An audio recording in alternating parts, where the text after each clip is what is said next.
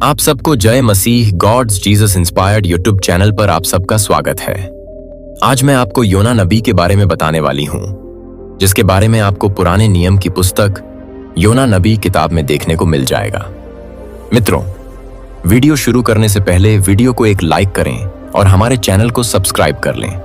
तो चलिए बिना देर के इस वीडियो को शुरू करते हैं। दोस्तों, पुराने नियम में वर्णित एक प्रमुख कथा है जो न केवल धार्मिक दृष्टिकोण से महत्वपूर्ण है, बल्कि नैतिक और जीवन दृष्टिकोण से भी शिक्षाप्रद है। यह कहानी योना नामक नबी के जीवन के विभिन्न पहलुओं को उजागर करती है और उसकी चुनौतीपूर्ण यात्रा को दर्शाती है। यहां पर इस कहानी का विस्तार से वर्णन किया गया है। दोस्तों, बाइबल के पुस्तक जोना में मिलती है। शुरुआत में भगवान ने योना को आदेश दिया कि वह निनवे शहर जाए और उसके लोगों को उनकी बुराइयों और पापों के बारे में चेतावनी दे। निनवे, जो असीरिया का एक प्रमुख शहर था, भ्रष्ट और पापमय था और भगवान ने उसे समाप्त करने की चेतावनी दी थी। लेकिन योना ने इस आदेश को मानने से इनकार कर दिया और तरशीश, स्पेन के एक दूरस्थ शहर की ओर भागने का निर्णय लिया। उसे लगा कि वह समुद्र के रास्ते ईश्वर से बच सकता है। योना ने एक जहाज पर सवार होकर तरशीश की यात्रा शुरू की, लेकिन जैसे ही जहाज समुद्र में चला, एक भयंकर तूफान उठा। समुद्र की लहरें इतनी विशाल थीं कि जहाज की स्थिति संकट में आ गई। योना ने अपने साथियों को बताया कि यह तूफान उसकी वजह से है, क्योंकि वह भगवान की आज्ञा से भाग रहा था। उन्होंने सुझाव दिया कि उसे समुद्र में फेंक दिया जाए ताकि तूफान शांत हो सके। योना के साथी, जो कि पहले योना के प्रति सहानुभूति रखते थे, अंततः उसके कहने पर उसे समुद्र में फेंकने के लिए तैयार हो गए। जैसे ही योना समुद्र में फेंका गया, तूफान शांत हो गया और समुद्र की लहरें शांत हो गईं। जब योना समुद्र में गिरा तो एक बड़ा मछली उसे निगल गया। कुछ संस्कृतियों में विवरण भी किया गया है। योना 3 दिन और 3 रात मछली के पेट में रहा। इस समय के दौरान योना ने भगवान से प्रार्थना की, अपने पापों की माफी मांगी और ईश्वर की दया और क्षमा के लिए आभार प्रकट किया।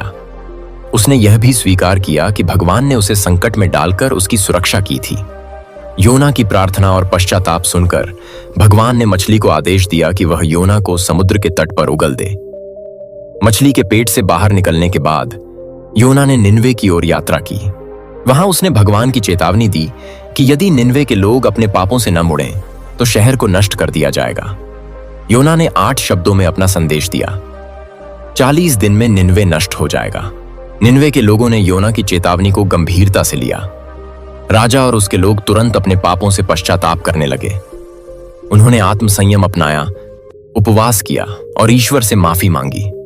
निनवे के राजा ने आदेश दिया कि सभी लोग, यहां तक कि जानवर भी, उपवास करें और भगवान से दया की प्रार्थना करें। भगवान ने निनवे के लोगों की तौबा स्वीकार कर ली और शहर को विनाश से बचा लिया।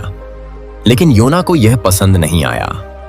वह नाराज हो गया क्योंकि उसे लगता था कि निनवे के लोग अपनी बुराइयों के कारण सजा के पात्र थे।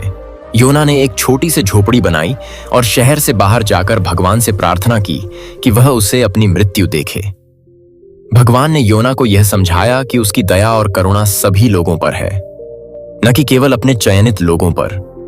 भगवान ने एक किस्म की बेल की वृक्ष को उगाया जिससे योना को छांव मिली, लेकिन फिर उस मच्छर से मारे गए।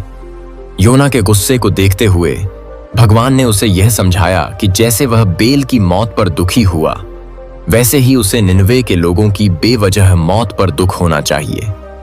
योना की कहानी हमें कई महत्वपूर्ण नैतिक शिक्षाएं देती है। ईश्वर की दया और क्षमा। भगवान की दया और क्षमा सभी के लिए है और किसी भी व्यक्ति या समुदाय के पश्चाताप करने पर उसे माफ किया जा सकता है। धर्म और नैतिकता। व्यक्ति को अपने धार्मिक कर्तव्यों का पालन ईमानदारी से करना चाहिए, चाहे उसे कष्ट का सामना करना पड़े। सहिष्णुता और मानवता।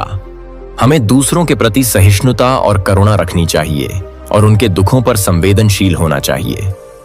योना की कहानी बाइबल की गहराई और समझ की एक उत्कृष्ट उदाहरण है, जो धार्मिक और नैतिक दोनों दृष्टिकोण से महत्वपूर्ण है। दोस्तों, अगर कहानी आपको अच्छी लगी हो तो वीडियो को लाइक करें और हमारे चैनल को सब्सक्राइब जरूर करें। आप सभी का बहुत बहुत धन्यवाद।